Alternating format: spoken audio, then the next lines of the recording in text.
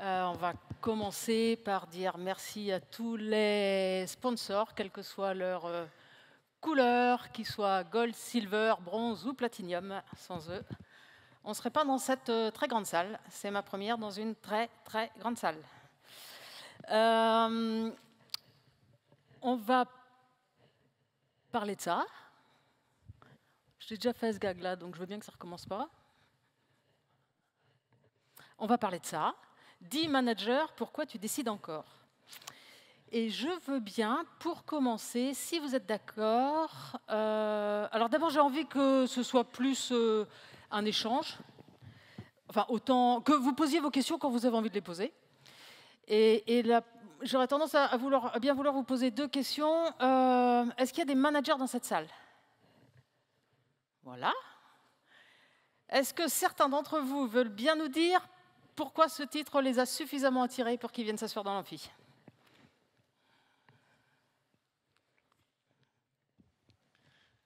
Parce que je trouve que c'est une super réflexion quand on parle d'agilité et d'autonomie des équipes. Donc je pense qu'en tant que manager, on a souvent tendance à vouloir contrôler les choses. Et donc je me dis, comment on pourrait arrêter de contrôler et de laisser faire les gens? Ok, comment on pourrait arrêter de contrôler et laisser faire les gens? Ok, alors vous la tenez la question, et puis si j'ai pas répondu voilà. Donc ok, on peut en avoir une autre réponse, pardon. Pourquoi je suis venue? Bonjour, donc j'ai une Bonjour. tendance personnelle à être dans l'hyper-contrôle, alors je suis venu essayer de trouver des recettes pour m'améliorer. Bon, à celle-là, je vais répondre assez rapidement. Il n'y a pas de recette. Il n'y a pas de comment. Il n'y a aucun comment. Et c'est ça toute la beauté de la chose. Il n'y a pas de comment. C'est toute la difficulté pour certains profils.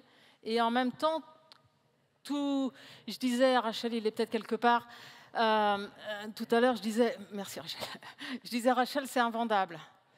C'est invendable parce qu'effectivement, il n'y a pas de recette. Vous voyez ce que je veux dire? Un comment, ça a été dit dans la conférence précédente, ça rassure. Donc, si ça me rassure, je peux l'acheter. Je ne vais pas vous offrir ça aujourd'hui. Oh, rien, je ne rassure rien. Donc, ça va bien se passer. Au moins, on sait qu'on est... Voilà. Est-ce qu'on a un troisième, et puis après, on enchaînera, qui n'est pas de l'ordre du contrôle ou du pas contrôle? Ouais, allez-y.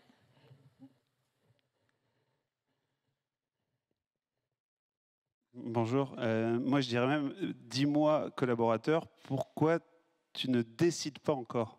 Et en tant que manager, j'aimerais bien savoir pourquoi ils ne décident pas encore assez. Ouais, mais là, vous m'avez eu, parce que après avoir appelé les managers, j'aurais appelé les managers. Et on va le voir effectivement qu'il faut être deux pour jouer. Voilà, il faut être deux pour jouer. Et donc, le manager et le manager jouent au jeu. Tu décides, j'attends que tu décides. Donc, voilà, la proposition, là, le cadre que je vous propose, c'est qu'on s'interroge sur... Damned. Qu'on s'interroge sur ça. On va partir. Vous êtes sûrement à peu près en phase avec cette idée qu'on est en train que les choses bougent. Ça, c'est la façon dont le MIT présente le changement de paradigme dans lequel on est. La métaphore qu'ils utilisent, le schéma est tellement gribouillé que peut-être que ce n'est pas tout à fait lisible, mais derrière tout ce qui est écrit, c'est un iceberg. Donc la métaphore qui est utilisée, c'est de dire nos modes de pensée, nos paradigmes, génèrent la forme de l'iceberg, génèrent ce qui est rendu visible. La proposition qui est faite ici, c'est pour ça que ça ne sera pas une recette, c'est d'aller voir ce qui se passe sous l'iceberg. Et la proposition, c'est de dire si on change ce qu'il y a sous l'iceberg, la forme que ça prendra à l'extérieur changera. Alors que la méthode, elle va venir changer la forme, mais pas forcément venir toucher à ce qui se passe sous l'iceberg. Donc, nos amis nous disent qu'actuellement, on vit ils ont mis 3 icebergs là-haut. Ils nous disent qu'on vit 3 mutations paradigmatiques. Il y en a une qui est écologique. On va passer du mode de pensée abondance au mode de pensée pénurie.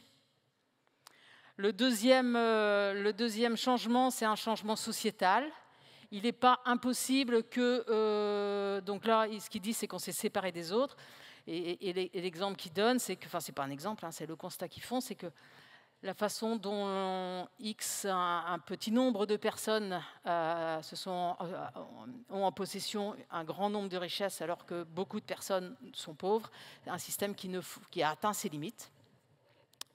Et puis la troisième changement paradigmatique auquel il nous propose de travailler, c'est ils disent qu'on est dans une division spirituelle. Est-ce que je suis convaincue que le mot spirituel va rentrer dans le monde de l'entreprise.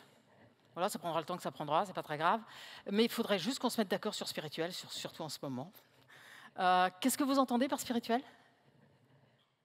Ou qu'est-ce que c'est pas déjà? C'est pas la religion, hein, rien à voir, cacahuète, hein, on oublie. Voilà. Spirituel, ça vient de la racine latine spire. Qu'est-ce qui fait que je respire? D'accord? Donc, spirituel, c'est juste la question du sens. C'est neutre, il n'y a rien d'autre dedans. C'est juste la question du qu'est-ce qui fait que je respire? Quel sens ça a, tout ça? Quel sens ça a? Et en fait, ils disent qu'on est dans une crise spirituelle parce qu'en fait, ils disent qu'en 2010, il y a plus de personnes qui se sont suicidées que de personnes qui sont mortes par catastrophe naturelle. Donc, il y a une crise de sens. Et donc, ces crises que l'on est en train de vivre sont le résultat de notre façon d'appréhender la réalité, notre environnement, la façon de penser le monde. Et donc, vous voyez qu'il nous propose de passer d'un mode de pensée égo, où on était dans la compète et dans le marché, à un mode de pensée où on est éco, où on a un peu plus conscience de l'ensemble du monde qui nous entoure. Je ne vais pas le faire maintenant, mais c'est ce mode de pensée. Quand on passe du cycle en V à l'agilité, c'est qu'on a shifté dans ce mode de pensée. On est passé d'un système, mais même la représentation au sens schématique du terme, le cycle en V et je me crois en haut de la pyramide, c'est exactement pareil. Donc là, la proposition, c'est effectivement, je vais passer d'un mode où l'humain se voit comme étant en haut de la pyramide à une représentation du monde où l'humain se considère comme étant un parmi les autres. Alors, il n'a pas les mêmes caractéristiques que nos copains les animaux, que nos copains les végétaux ou que nos copains les minéraux, mais on est quand même un parmi les autres. Pour ceux que ça intéresse, tout ça, ça dit la même chose. J'ai peut-être été vite sur enfin, vous l'avez peut-être pas vu, il y avait Gandhi sur le premier slide. Donc Gandhi nous a dit hier la même chose que le MIT nous dit aujourd'hui, et ça continuera parce qu'il y a la métaphore de l'iceberg, elle est durable.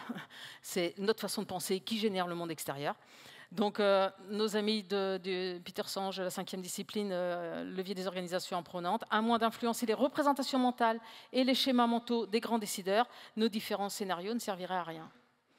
J'étais pas là tout à fait jusqu'à la fin de la conférence précédente, mais quand il dit que les late adapteurs font de l'agilité presque parce qu'ils n'ont plus le choix, ils le font dans le mindset d'hier.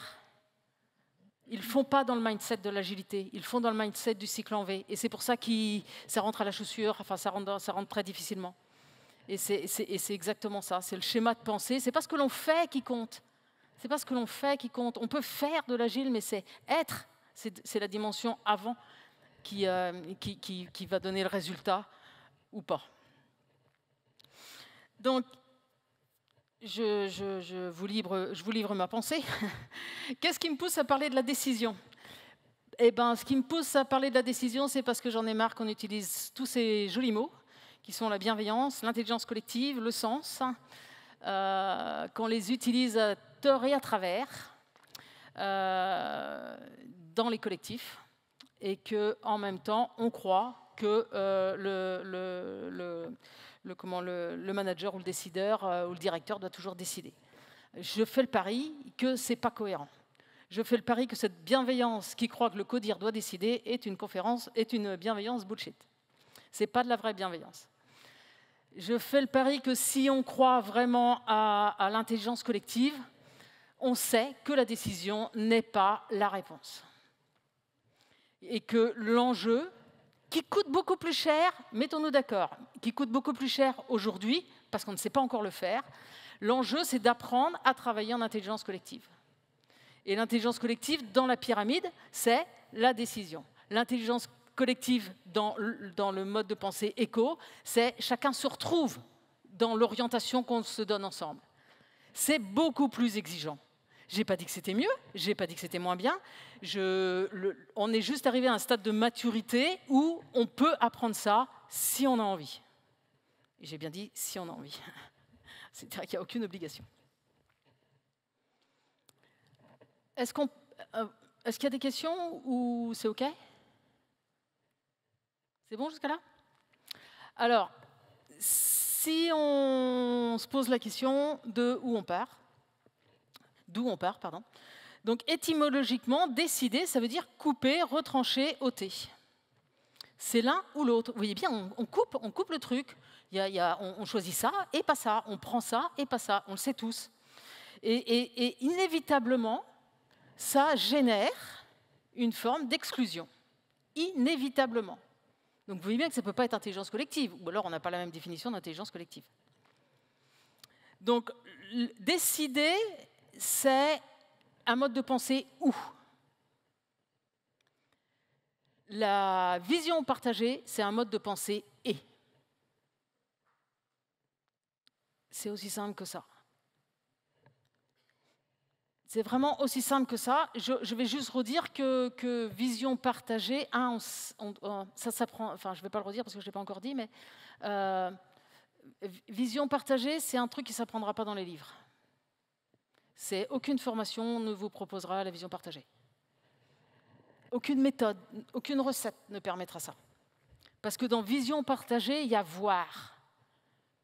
Il y a voir.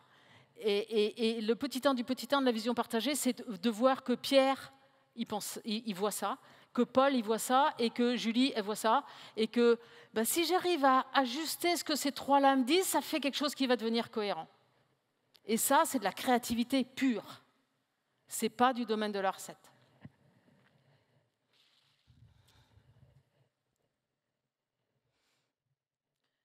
Et donc, pour revenir à ce que vous disiez tout à l'heure, d'où partons? Dans l'inconscient collectif. Donc là, le premier d'où partons, c'est qu'on a vu que la notion de décider, c'était une notion qui exclut une partie. C'est le meilleur que l'on sait faire. C'est la démocratie. C'est 51% des gens qui vont nous dire oui, qui vont dire oui à quelque chose, et il y a 49% qui ne seront pas OK. Et c'est le mieux qu'on sait faire, pour l'instant.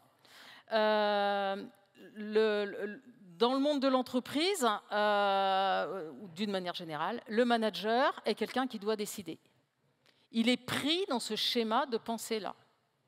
Il croit qu'il doit savoir décider. C'est le mode de pensée d'hier. Et même si ça se transforme, avec ce mode de pensée, le manager doit décider, vous pouvez être à peu près assuré que 99% des individus vont attendre de savoir ce qui a été décidé. Vous voyez bien que c'est la relation qui génère de l'exécution. Donc si on veut, par contre, pourquoi je suis passé par 10 managers, pourquoi tu décides encore? C'est parce que je suis quand même à peu près bien convaincu que c'est le manager qui doit faire le premier pas. Ça ne veut pas dire que ce n'est pas les managers qui peuvent l'encourager à, mais tant que le manager n'a pas fait le boulot de lâcher quelque chose, n'a pas vu qu'il était nécessaire de lâcher quelque chose, parce qu'une fois que vous avez vu, vous ne le lâchez plus, ça se lâche tout seul. Tant qu'il n'aura pas vu qu'il y a quelque chose à lâcher, les managers pourront l'encourager, mais il n'y a rien qui se passera.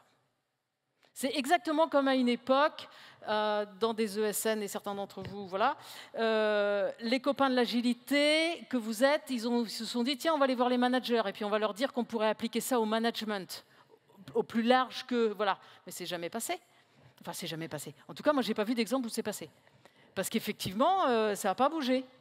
Donc voilà, ça répond à la question. Je suis entièrement d'accord avec vous. Il y a un manager à manager, il faut être deux pour jouer. Mais le premier qui doit bouger, si on veut vraiment changer les lignes, c'est notre copain le manager.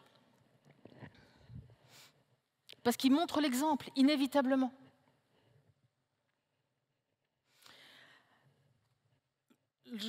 Ce que je vous présente là, je vais rendre à César, c'est Vincent Lénart qui présente ces stades de maturité des équipes.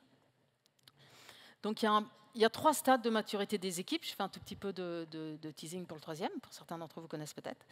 Le premier stade, c'est la collection d'individus, ou la collection de services, ou la collection d'agences, la collection de ce que vous voulez, on prend un périmètre. C'est chacun fait bien dans son coin, sans s'occuper de son copain. Voilà, l'exemple que je donne fréquemment, j'ai été prof en université. Le prof d'à côté était dans sa discipline de maths, de physique ou de ce que l'on veut. Il faisait très très bien son cours. Supposons que moi aussi je faisais à peu près bien mon cours. Voilà, le problème, si tant est qu'il y en a un, c'est qu'on n'a jamais parlé de l'étudiant. Ensemble. Et la vision partagée, s'il y en avait une, c'était autour de l'étudiant. Pour vous, c'est potentiellement autour du client. Donc cette collection d'individus, les gens sont identifiés à eux-mêmes. Ce qui compte, c'est la technique, la compétence et le contenu de ce que l'on fait. Vous pouvez gagner en termes d'efficience en mettant un manager, et on se retrouve en groupe solidaire. Le manager, les gens vont accepter de travailler pour lui. Il est sympa, il est cool, il nous écoute. On va accepter de travailler pour lui. Ce groupe solidaire, là, ce qui compte, c'est la relation.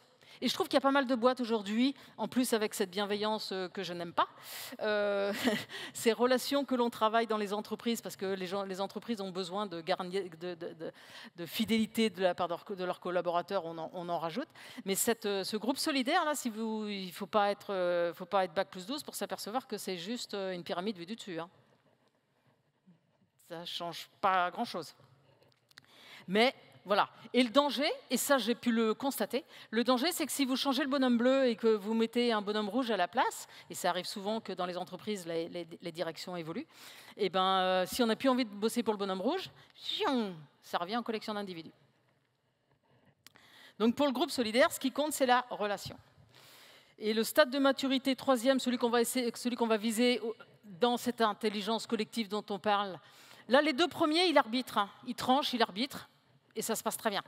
Dans le troisième stade de maturité, on ne travaille plus pour un qui, on travaille parce qu'on a envie de contribuer à une vision partagée. Parce que ça fait sens de contribuer à une vision partagée. Je vais le faire rapidement. Comme ça, j'en serai débarrassée entre moi et moi. Ça ne va peut-être pas plaire ce que je vais dire, mais je vais y aller quand même. Dans les 2 premiers stades, il y a la croyance qu'on peut donner du sens. Dans le dernier stade, on sait qu'on ne peut pas donner du sens. Dans le dernier stade, on sait que le sens émerge, on sait que ça s'éprouve, que ça fait sens. Mais il n'y a pas à le donner. Je vais pousser encore un petit peu plus loin. Donner du sens, c'est la version 2023 de donner un ordre. C'est la même relation. C'est la même relation, sauf qu'on l'a rendue plus confortable, moins machin. Moi, je la crois plus, cette relation-là, je la crois... ce matin, en sachant que je venais là, je me disais, mais les Michelin d'hier, ces boîtes-là, bref, ces boîtes qu'on connaît, ils étaient clairs, ils donnaient des ordres, basta. Là, on donne du sens, et je vous promets que c'est la même... voilà, c'est moins clair. Il y a quelque chose qui est, à la limite, moins cohérent. Donc... dans les 2 premiers cas, dans les 2 premiers stades de maturité, on croit que l'on peut donner du sens. Dans le dernier, ça fait sens. C'est-à-dire qu'on va le revoir tout à l'heure, l'intelligence collective, ça émerge, ça fait sens à un moment donné. Et ce n'est pas du tout la même chose. Est-ce que j'ai perdu tout le monde ou est-ce que c'est à peu près OK? C'est bon? Merci. Donc, dans le groupe solidaire, je vais revenir sur ce que vous disiez tout à l'heure, l'arbitrage demandé est la conséquence de l'incapacité des acteurs à dégager une vision commune dans l'intérêt du collectif. On ne sait pas faire, je vais le faire caricaturalement, mais ce n'est pas grave, on ne sait pas le faire, donc on va aller demander à papa ou à maman de décider pour nous. Et en plus, il est payé pour. Et en plus, comme je ne vais pas être d'accord avec ce qu'il leur a décidé, ça va me permettre de râler.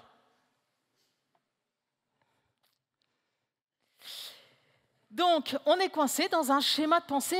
Enfin, voilà, c'est vraiment... moi, mon truc, c'est de dénoncer les schémas de pensée, de les voir, juste de les voir, en fait. C'est même pas de les dénoncer. Parce qu'une fois qu'ils sont vus et que vous en sentez les limites, ou que j'en sens les limites de mes propres schémas, eh ben, ça se lâche, en fait. Ça se délie tout seul.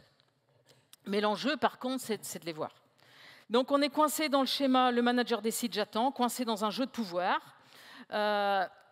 J'ai écrit cette dernière phrase, on est tellement pris dans le schéma « le manager décide et moi j'attends » que l'on ne croit pas à la vision partagée. Dans le groupe solidaire, on ne croit pas à la vision partagée. Je crois que c'est ce qui me fait le plus mal, moi, des fois. Enfin, c'est même pas des fois, c'est sûr. Quand les gens ne croient pas que ce soit possible. Ça veut bien dire qu'on est bien ancré dans le schéma d'hier. Mais sûrement que certains d'entre vous ont connu ça quand vous avez présenté l'agilité, alors que la génération précédente avait sa façon de faire avec le cycle en V, et on vous a peut-être dit que ce n'était pas possible. Peut-être même encore, on vous dit que ce n'est pas possible. Et ce n'est pas vrai, c'est possible. Mais pour que ça le soit, il est nécessaire effectivement que les personnes puissent voir qu'il y a une autre façon d'appréhender la réalité.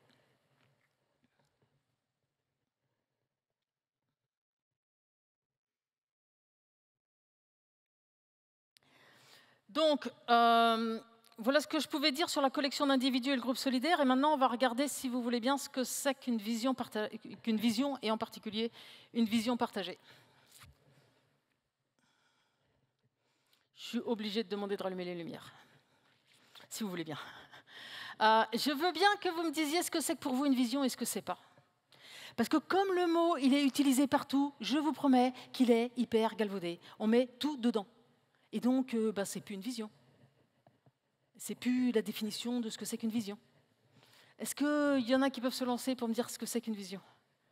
D'après eux. Vous avez 3 heures. Super, merci.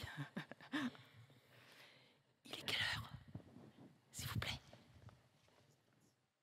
Il nous reste 26 minutes. Je ne sais pas où je suis, de toute façon. Donc en 3 heures... la vision, pour moi, c'est la compréhension commune d'un objectif à atteindre ensemble. Compréhension commune d'un objectif commun? Oui. Eh ben, vu d'ici, après vous faites ce que vous voulez avec ce que j'ai, vu d'ici, la réponse est non. Une vision, c'est là, un objectif, c'est là.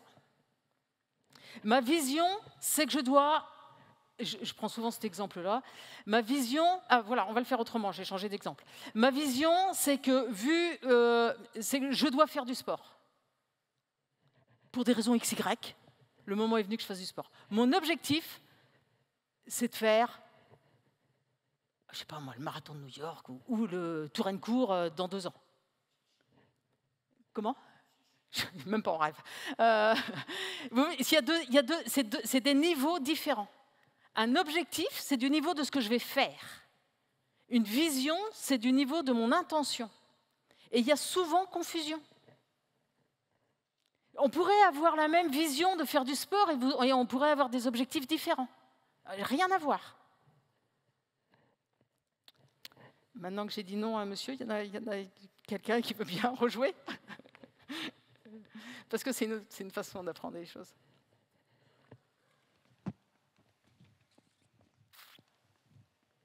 Alors moi, je voulais rajouter un cap commun. Oui, il est inévitable. Oui, il est inévitable qu'une vision oriente quelque chose. Parfait. Enfin, je vois ça. Oui, merci. Pour moi, sans parler de quelque chose de commun, là, comme ça, une vision, c'est un point de vue que j'ai ou mes pensées sur ce que je pense et mon point de vue. Alors, je ne vais pas vous dire non, je vais juste vous dire que quand il m'arrive d'animer, je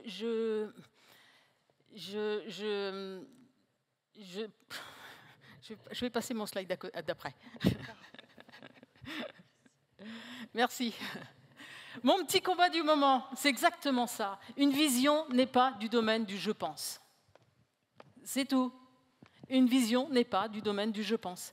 Du « je pense », c'est mon avis. La vie, c'est un truc complexe, il faut savoir l'appréhender par niveau. Et donc, on a le droit d'avoir ses avis. Évidemment, tout le monde a son avis. peut avoir son avis sur l'agilité, vous pouvez avoir votre avis, voilà. Mais une vision, c'est pas ça du tout. Une vision, c'est un truc où ça donne envie aux gens d'y aller, s'ils partagent votre vision. Si on partage, je vais avoir envie, si ça fait sens pour moi, je vais partager ta vision du monde. C'est le early adapter dont il parlait tout à l'heure. Ça fait sens, je crois que même qu'il avait cette phrase-là. Enfin, si ça vous parle. Donc si ça fait sens, si ça vous parle, pour moi c'est la même chose. Donc une vision, ça génère du « et ». Un avis, ça génère du « ou ». Il m'arrive de proposer, c'est ce que j'ai essayé de dire que je n'ai pas réussi à sortir tout à l'heure, il m'arrive de proposer, quand j'anime des collectifs, il n'y a pas le droit, je pense. Dis-moi ce que tu vois. Dis-moi quelle est ta représentation du monde. Je me fous de ce que tu penses là dans l'instant. Parce que c'est un avis, et un avis, c'est une guerre d'ego. J'en discutais tout à l'heure. Un avis, c'est clairement, on va partir dans la guerre d'ego. Et une fois qu'on va être dans la guerre d'ego, enfin dans la guerre, on ne va pas dire que c'est une guerre parce qu'on est tous bienveillants et qu'on va tous bien s'écouter et tout ça. N'empêche que ça ne change rien sur le fond. Et donc, une fois que ça sera fait, même si elle est polie, même si tout ce que vous voulez, on ira voir le chef et puis on lui dira, bon, il y a lui qui pense ça, il y a lui qui pense ça, à toi de décider. Donc il y a une vraie différence entre une vision et un avis ou un objectif. Rien à voir. On va le redire tout à l'heure. Donc la vision permet de rallier les énergies. Un objectif, je suis convaincue qu'un objectif, c'est de la... Enfin, vous voyez ce que je veux dire, c'est du challenge, c'est l'énergie de l'écosystème. Et je n'ai pas dit que c'était mal, je n'ai pas dit que des fois, ce n'était pas parfaitement adapté. Il faut un marteau pour enfoncer un clou, et avec une pelote de laine, on ne va pas y arriver. Donc, sincèrement, des objectifs, il n'y a pas de raison de ne pas en avoir. Je dis simplement qu'il faut savoir ce que sont les choses. Un objectif n'est pas une vision. Une vision, ça rallie. Je peux avoir le même objectif que vous, mais je peux avoir la même vision que vous, mais ne pas prendre ce challenge-là. Ça n'a rien à voir.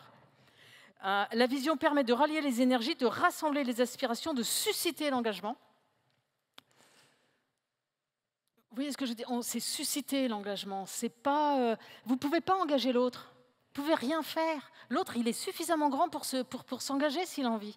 Mais vous, votre boulot, c'est potentiellement de le susciter. Voilà. Et même de les amener à prendre des initiatives nécessaires. Voilà. Il n'y a pas de différence entre cette phrase qui est sortie d'un Google quelconque en préparant ce que je voulais dire, avec la phrase de notre ami Saint-Exupéry. Si tu veux construire un bateau, ne rassemble pas les hommes et les femmes pour donner des ordres, pour expliquer chaque détail, pour leur dire où trouver chaque chose. Si tu veux construire un bateau, fais naître dans le cœur des hommes et des femmes le désir de la mer. La vision, c'est le désir de la mer. Et ce n'est pas du niveau du « je pense ». Vous ne pensez pas le désir de la mer, et moi non plus. Ce n'est pas possible. Ce n'est pas du même niveau. Ça ne veut pas dire qu'il ne faut pas penser à un moment donné pour que le bateau puisse prendre la mer, mais ça veut dire que la vision, ce n'est pas de ce niveau-là.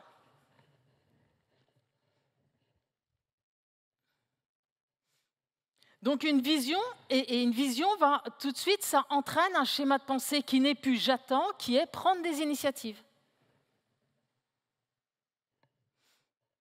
Donc on sort du schéma qu'est-ce qu'on attend de moi, et si la vision est...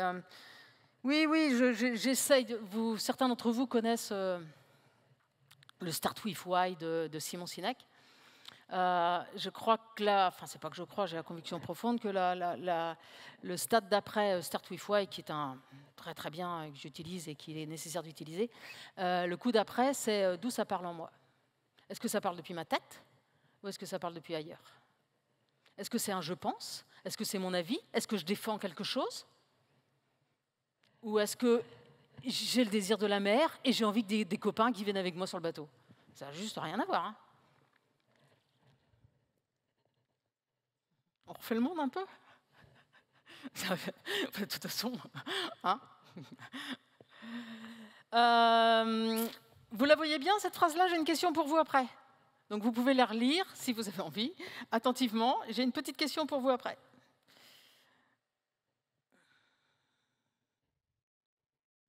C'est bon?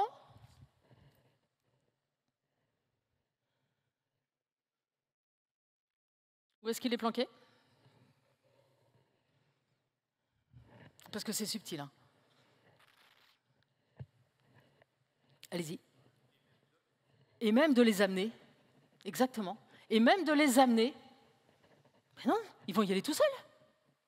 C'est pas vous qui les amenez, c'est eux qui décident d'y aller. C'est vraiment cette. J'ai l'habitude de dire, parce que c'est une réalité, que je suis un peu, non, que j'ai une qualité. Je vais le dire autrement. J'ai une qualité, je suis chiante avec les mots. Et ouais, vraiment, le mot, il dit quelque chose. Rien que le fait de penser que tu peux amener l'autre à quelque chose, tu es en pouvoir sûr sur lui. Donc, tu es dans la pyramide. Alors, tu peux t'en défendre, mais déjà, si tu t'en défends, c'est que tu es dedans. Voilà.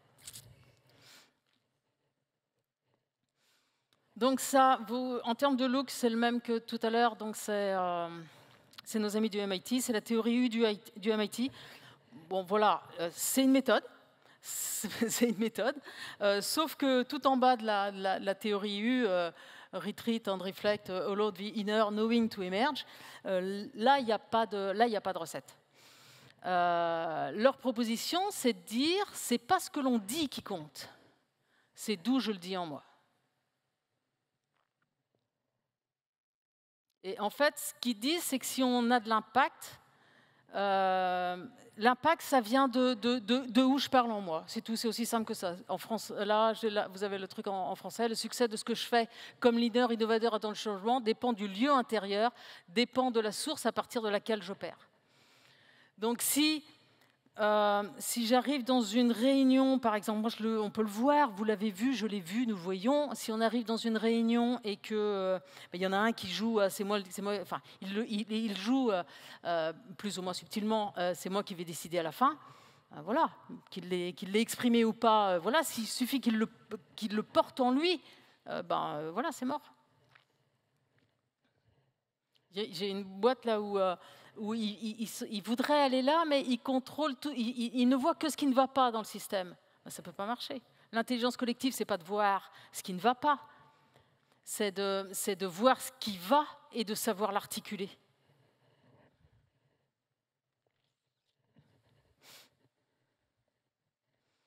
La théorie U met le doigt sur le point aveugle du leadership actuel, que sont les conditions intérieures, les sources à partir de lesquelles nous agissons individuellement ou collectivement. C'est d'où ça parle en moi. Le manager de demain, il doit, s'il a envie, ne parle pas depuis cet espace où il croit qu'il est décideur. Il a un tout autre rôle, il a un rôle de générateur d'intelligence collective. Ça ne veut pas dire qu'il ne sait pas manier le marteau de temps en temps et savoir décider, ça ne veut pas dire ça. Ça veut dire que sa priorité, pour reprendre le mot utilisé tout à l'heure, c'est sûrement avant tout d'être un générateur d'intelligence collective plutôt que d'être un décideur. Je crois que j'ai osé un truc, Nicolas, derrière. Ceci est une calèche. C'est la métaphore de quelque chose. Il y en a qui la connaissent ? Okay. C'est la métaphore de l'humain. C'est comme ça que l'humain est représenté en Inde. Qu'est-ce que ça dit, cette calèche ? Ça dit qu'on a 4 dimensions. Enfin, sur le dessin, déjà, on va commencer comme ça, il y a 4 dimensions. Il y a la calèche, il y a les chevaux, il y a le cocher, et il y a un soleil à l'intérieur. On est bien ? Il y a la calèche, les chevaux, le cocher, et il y a un soleil à l'intérieur. L'humain a 4 dimensions. On a une dimension physique, c'est notre corps. On a une dimension émotionnelle, c'est les chevaux, ça vient du latin motivare, ce qui nous met en mouvement. On a une dimension mentale, c'est le cocher. Et rien de tout ça fait de nous une spécificité, enfin rien de là-dedans n'est une spécificité humaine. La spécificité humaine, vous l'appelez comme vous voulez, c'est le soleil à l'intérieur. Et quand je rentre dans un taxi, moi, c'est pas le cocher qui décide de la destination. Lui, il doit savoir comment on fait pour y aller de la manière la plus efficace possible. Ou la plus romantique possible. Voilà, c'est à lui de savoir ça. Mais donc c'est du domaine du faire. Donc il y a 3 dimensions, plus la dimension de ce que je suis. Et donc, en face de... C'est la matrice de Maslow, hein, tout simplement, mais elle est aujourd'hui complétée. Donc, au niveau physique, j'ai besoin de santé et sécurité. Au niveau émotionnel, j'ai besoin de relations humaines, j'ai besoin d'estime de moi.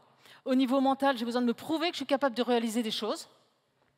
Ces 3 dimensions-là sont des dimensions de l'ego. Je fais les choses pour moi. Ça génère de la collection d'individus. C'est ni bien ni mal, c'est un stade de maturité. On y passe tous.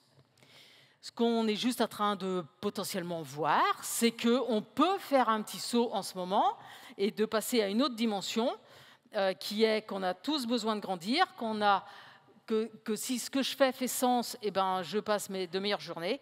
J'ai besoin d'exprimer mon unicité et j'ai besoin de contribuer à quelque chose de plus grand que moi. La semaine dernière, ils ont passé le film à Rennes, Bigger Than Us. Et donc, quand je dis d'où ça parle en moi, je dis est-ce que ça parle depuis ma dimension égotique ou est-ce que je parle depuis ma dimension d'être? Et le boulot des managers, qu'ils n'ont pas envie de faire, la plupart du temps, c'est d'apprendre à repérer les schémas égotiques. Et en plus, en France, on n'est pas les plus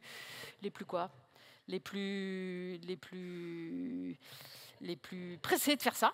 Parce qu'on a le siècle des Lumières derrière, parce qu'on a nos intellectuels derrière, parce qu'on croit qu'on va former des ingénieurs en 5 ans et des toubibs en 12 ans, et qu'en 3 semaines, il faut avoir compris ça. Ben non, en fait, ça ne va juste pas marcher. Ça ne va juste pas marcher.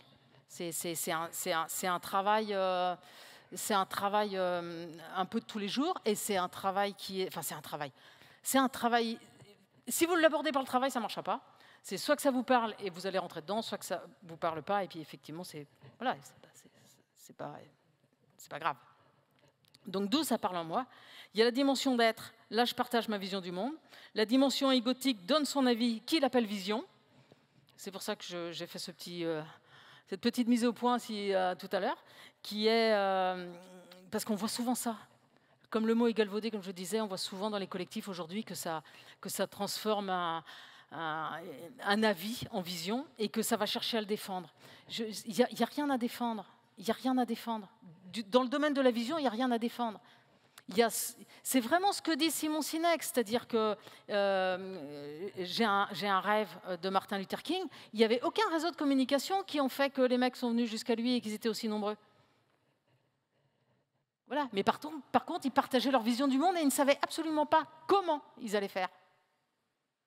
Mais c'est ça qui les a mis en mouvement. Donc une vision partagée, c'est les gens s'engagent d'eux-mêmes. Mais c'est très... vous pouvez... Intellectuellement, vous pouvez peut-être éventuellement dire oui à tout ça.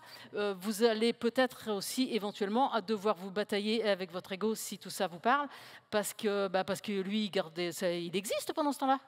Alors que là, dans la proposition qu'on vous fait, il n'existe pas. En tout cas, il n'existe pas de la même manière. Mais en tout cas, il n'existe pas au sens contrôle du terme, par exemple. Voilà.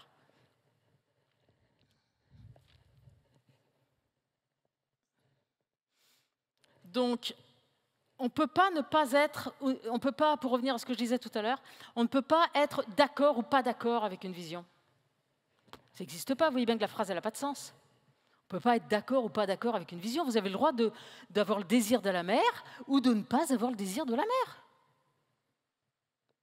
Et vous n'avez pas à être d'accord ou pas d'accord avec celui qui a le désir de la mer. Ça ne vous viendrait même pas à l'idée. Donc dès qu'on est dans le d'accord, pas d'accord, vous pouvez être sûr qu'on n'est pas au niveau de la vision.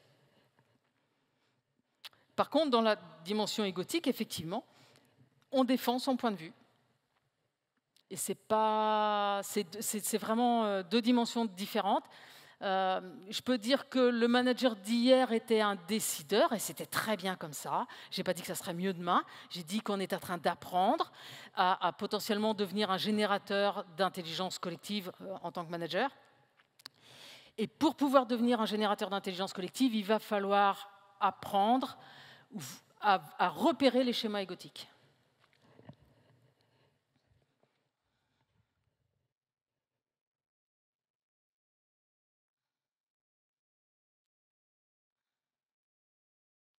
La métaphore que j'utilise, elle vaut ce qu'elle vaut. C'est ce que je disais tout à l'heure, c'est-à-dire que le manager de demain, je prends cette métaphore du puzzle, c'est-à-dire que Pierre, il dit ça, il voit ça. Je sais faire le tri entre ce qu'il voit, ce qui est son avis, et voilà, je sais faire le tri dans ce qu'il me dit. Je ne suis pas obligée de tout prendre. Pareil pour Jacques, pareil pour Julie, et ainsi de suite. Donc, c'est les morceaux du puzzle. Et l'intelligence du manager demain, c'est de savoir assembler les choses pour que quelque chose de cohérent émerge.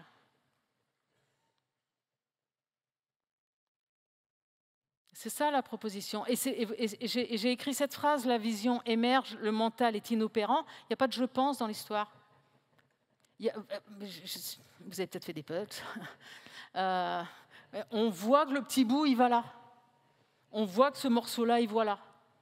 Je ne sais pas si on pense vraiment. On voit le truc, on se dit, tiens, je vais essayer ça. C'est très empirique pour revenir à ce qui a été dit précédemment. C'est très empirique.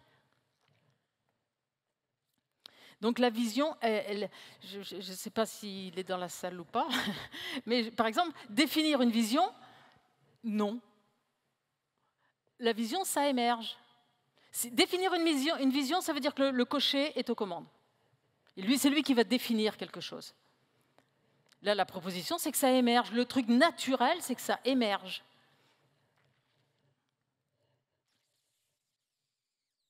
Ah oui, ça ne marche pas. Mais je crois que c'est la fin. Il est quelle heure? On est bien? Parfait. Il va y avoir des questions. Une vision partagée, ça coûte beaucoup plus cher que de décider. Ça coûte beaucoup plus cher.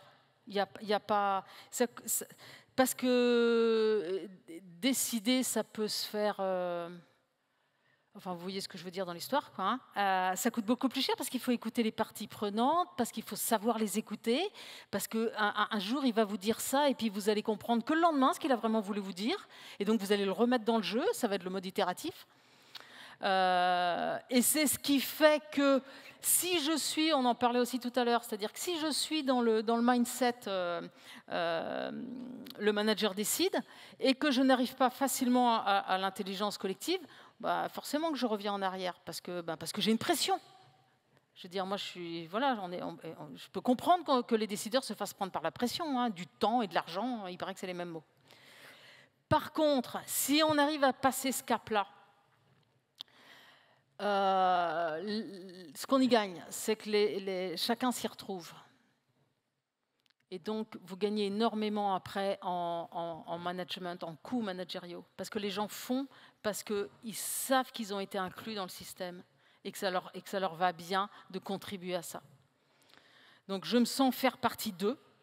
Et là, les mots bienveillance et sens sont incarnés, alors que précédemment, ils ne le sont pas. Et effectivement, la notion d'équipe performante, c'est une notion que j'ai mise sur le moyen terme et sur le long terme. C'est-à-dire que, voilà, comme ça coûte cher, comme ça coûte cher aujourd'hui, parce qu'on ne sait pas, on ne l'a pas encore appris, comme ça coûte cher aujourd'hui, c'est pour ça que je parle de moyen et long terme. La génération qui est derrière, l'autre jour j'étais à Séisme Grand Ouest, je ne sais pas si certains d'entre vous y étaient, ça se sent que c'est une génération qui va être là-dedans beaucoup plus facilement, en fait. Et après, c'est ce que je disais, je pense qu'il y a des profils qui sont aussi là pour basculer. Si pour certains d'entre vous, vous rappelez la courbe rouge et la courbe verte de Marc Alevi, il disait qu'on est aujourd'hui sur une courbe rouge, le paradigme d'aujourd'hui, il y a une courbe verte à réinventer, et puis il ne faut pas qu'il y ait de rupture, donc il faut bien qu'on bascule de l'un à l'autre. La nouvelle génération, ceux qui ont 20 ans aujourd'hui, ils sont nés avec cette intelligence collective, pour certains d'entre eux, pas tout le monde, soyons pas caricaturaux non plus, mais quand vous regardez Séisme Grand Ouest, franchement, vous sentez qu'ils sont dedans, qu'ils en ont envie, d'abord et avant tout. Ils n'ont pas été pris dans un autre système, comme notre génération a été pris. Et donc, voilà, le manager auquel je parle, moi, c'est celui qui a envie de contribuer à faire basculer le système pour que cette génération puisse prendre ensuite les rênes de ce qui est à prendre. Je crois que c'est ça que je voulais vous dire aujourd'hui. Voilà.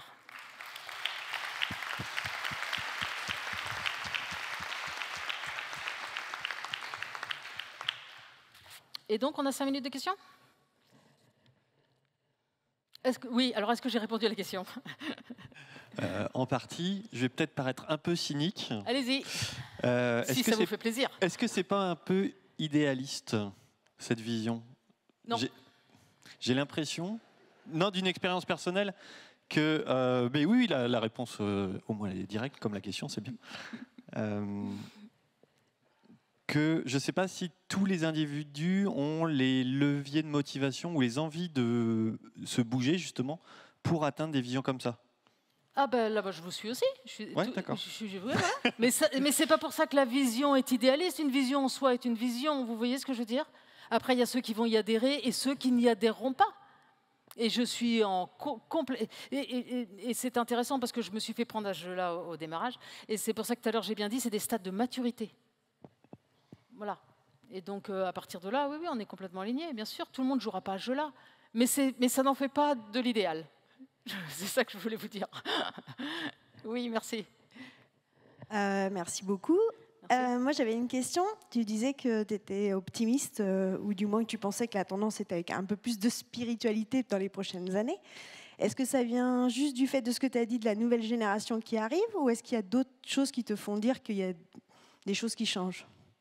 Parce que tout simplement, ce qui se passe aujourd'hui... non, c'est pas de l'optimisme. Parce que pendant très longtemps, moi, j'ai pas voulu parler de ça en entreprise. Je croyais que c'était vraiment des choses séparées. Et je croyais qu'il y avait dans cette notion du sens et tout ça quelque chose qui était plus personnel. Mais force est de constater que ça sort même des institutions un peu connues et un peu scientifiques orientées. Et que même en France, vous avez par exemple les leaders éclairés, voilà. Il y a un bouquin, il y a un film qui est sorti sur la spiritualité en entreprise. Voilà, on sent que ça sort. Et comme j'ai le micro, je vais dire ce que je pense. Il n'est pas impossible que l'ego le récupère. Et c'est pour ça que moi, j'ai touché pas à ce truc-là. C'est comme la bienveillance. La bienveillance, on n'a pas besoin d'en parler. Hein. Ça sent la bienveillance. On n'a pas besoin de... Voilà, soit que tu es dedans, soit que tu n'es pas dedans, c'est tout. Si tu as besoin d'en parler, c'est que déjà, c'est mort. Merci. Gardien du temps après. Hein. Bonjour, merci beaucoup pour la présentation. Merci. Je partage beaucoup des valeurs que vous avez transmises dans cette présentation. C'est des choses que je recherche au quotidien, malheureusement que je trouve limitées de par le contexte systémique du capitalisme. Et du coup, je ne vois pas comment on peut ne pas adhérer à une vision et que ça fonctionne en entreprise. Comme l'a dit une autre personne, ça demande un engagement fort de la part des salariés. En fait, quand on n'est pas manager, hein, je parle en tant que salarié, je ne me vois pas pouvoir la refuser, que ça fonctionne bien. Je ne vois pas d'alternative à ça. Et je trouve que dans notre contexte capitaliste, encore une fois, on a une vision qui est portée par des chefs d'entreprise, par des comités de direction, etc. Et qu'en fait, ce sont leurs avis qui priment, puisque ce sont eux qui mettent en place les forces d'énergie pour pouvoir réaliser ces visions-là. Du coup, j'ai du mal à... Je trouve ça chouette et j'aimerais qu'on y arrive, mais je ne vois pas comment c'est possible totalement. J'aimerais avoir votre point de vue là-dessus. Alors, ça ne va pas être un point de vue, ça va être... Vous n'allez peut-être pas apprécier la réponse, mais je vais la faire quand même. Vous connaissez l'histoire du colibri? Voilà. Tout le monde... Est-ce qu'il y a besoin de la raconter, l'histoire du colibri, ou... Vous voulez le raconter? Comment il fait sa part? Donc, il y a un grand feu de forêt. Tous les gros animaux sont en train de se barrer parce qu'ils ont peur. Le lion, l'éléphant, tous, ils sont en train de se barrer, ils courent très très vite. C'est une légende amérindienne. Il y en a qu'un qui bosse, c'est le colibri. Le colibri, il fait un truc tout simple. Il prend une goutte d'eau dans la rivière et il va la mettre sur le feu. Et à un moment donné, il y a un des puisque c'est la fin, je vais oser, il y a un des directeurs du comité de direction qui lui demande mais ça sert à rien ce que tu fais, tu vas jamais éteindre le feu. Et le colibri répond, mais je sais que je ne vais pas éteindre le feu, mais moi je fais ma part. Et la réponse à cette question, elle vaut ce qu'elle vaut. Alors j'ai une deuxième réponse, je vais la compléter. Elle vaut ce qu'elle vaut. Mais le petit 1 du petit 1, c'est de se représenter soi-même comme étant un colibri. C'est la seule façon d'atteindre la courbe qui a été présentée tout à l'heure. Le colibri et l'innovateur, c'est les mêmes. C'est les mêmes. D'accord? Donc, si j'y crois, et contrairement à potentiellement ce qui a été dit tout à l'heure, si je crois à ma vision du monde, je me fous de savoir si je serai là ou pas pour qu'elle soit au moment où elle s'incarnera. Une vision, j'y crois, j'y contribue, c'est tout. Donc ça, c'est le premier truc. Et le deuxième, Et on continuera à discuter après, ou d'échanger, avec plaisir. Le deuxième, c'est que ça nécessite un degré de liberté assez important. Bien sûr, c'est notre liberté, enfin, c'est la liberté intérieure qui est en jeu. Voilà, c'est de là que ça part. Et c'est parce que vous êtes libre de la solution, si on revient au monde de l'entreprise, qu'on peut créer de l'intelligence collective. Mais il y a un véritable enjeu d'être libre. J'étais avec une personne l'autre jour, je disais, mais DRH, et je disais, mais vous risquez rien. Posez votre parole. Qu'est-ce qui va se passer? Alors oui, il faut prendre le risque potentiel d'avoir à changer de contrat de travail potentiellement, peut-être, éventuellement. C'est vrai.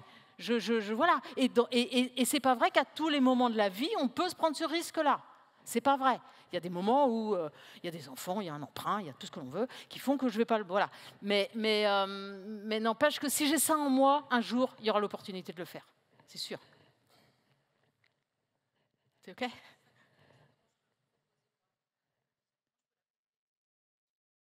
Ce que l'on offre, oui. Après, ce que l'on offre à l'autre, c'est vraiment ce que je vis à l'intérieur de moi. Donc, c'est vraiment la liberté de, au moins, poser sa parole. Après c'est ça aussi une vision, c'est-à-dire que moi, je pose ma parole, j'accepte, et non pas il faut accepter, parce que franchement, cette phrase-là, il faut qu'on fasse un effort. Je suis dans le rouge, il paraît. Merci. Il faut qu'on fasse un effort avec cette phrase-là. Il faut accepter. Vous voyez bien que ce n'est pas possible. Donc, il y a des décideurs, c'est comme ça. Voilà, on le voit et puis on fait avec. Mais ma parole a été posée, donc j'ai déjà mon espace de liberté. On doit arrêter. Il n'y a plus de dernière question? Il y a une dernière question, monsieur le gardien du temps?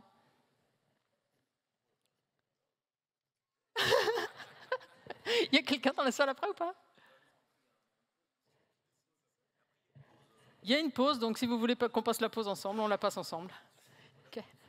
Ouais. Alors moi, je vais redescendre un peu plus bas, mais si on est dans une équipe qu'on a réussi à faire émerger une vision, qu'est-ce qu'on fait de ceux qui ne la partagent pas? C'est la réponse.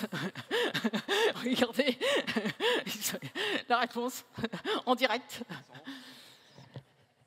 Juste pour la petite histoire, si ça amuse certains d'entre vous, regardez le style de management chez Patagonia. Le bouquin, c'est « Let my people go surfing ». La grande idée, c'est on ne va pas aller surfer, quelqu'un qui aime le surf ou le outdoors, comme ils disent, ne va pas décider d'aller surfer vendredi prochain à 14h. Et on va aller surfer quand, naturellement, la vague est là. Donc, et ces gens-là, leur vision du monde, c'est on va utiliser l'industrie pour sauver la planète. Il y a une personne qui est prise pour 5000 candidats. Voilà, si le sens est présent, et puis ceux qui ne veulent pas sauver la planète, ils n'y vont pas. Hein. Je veux dire, c'est aussi simple que ça, vous voyez ce que je veux dire? Voilà, moi si je n'ai pas envie du désir de la mer, si je n'ai pas envie de contribuer à faire un bateau parce que je suis une terrienne, ben, j'y vais pas, puis c'est tout. Mais oui, après on est pris par le niveau physique qui est la sécurité.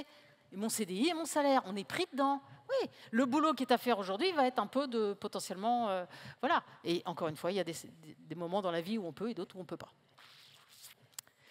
OK? Merci beaucoup. Merci beaucoup.